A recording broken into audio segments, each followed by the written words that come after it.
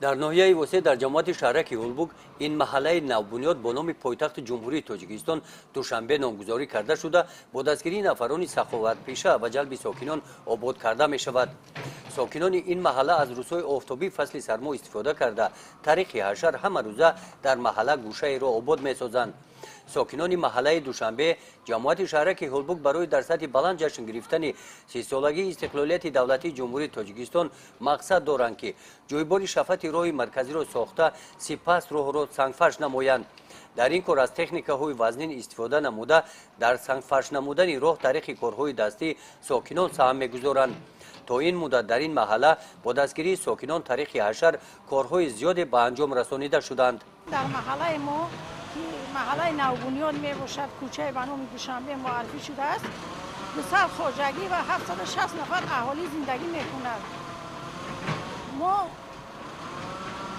ساکنان محل برای آبادی محل خودشون یک تا ترانسفرماتور گرفتیم 64 تا سینچوب گرفتیم 3 راهرو و جویبار کنده سمین پوش کردیم. از اون باز نه کوچه دیگر ما دوام داده ایستادیم 120 کمس سنگ آورده در محله سنگفش کرده ایستادیم.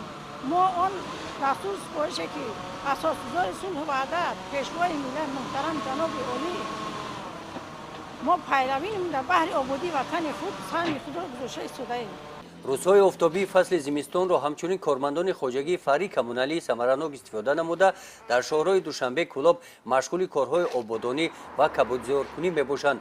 طبق نقشه در شفت این قطعه شهرها آنها برای شنانیدن زیاده از 5000 بوته‌های گل زمین را آماده میسازند. در این سمت ساکنان محله دوشنبه و دیگر محله‌های شهرک هولبوگ طریق حشر و کارمندان خواجگی کمونالی کمک میرسانند. کارخانه ما به مناسبت 30 سالگی استقلالیت جمهوری تاجیکستان تنظیم کرده است که یک کوچه دیار را آباد نماید. ما حاضر در کوچه عزت‌الله رحیموف زیاده برای تامین نمودن 5000 دانه گل 100 برگ زمین را تیار کرده ایستادیم. در محله دوشنبه بعد ساختن جویبار و سنگفرش نمودنی را کارها به انجام نمیرسند. طبق نقشه جماعت شهرک هولبوگ منفشگردانی راههای بین محله و شهرک از همین محله آغاز کرده می شود. گزارش خواجه نظریف خدای نظر ظهوروف از ناحیه واسع برای برنامه اطلاعاتی نوید.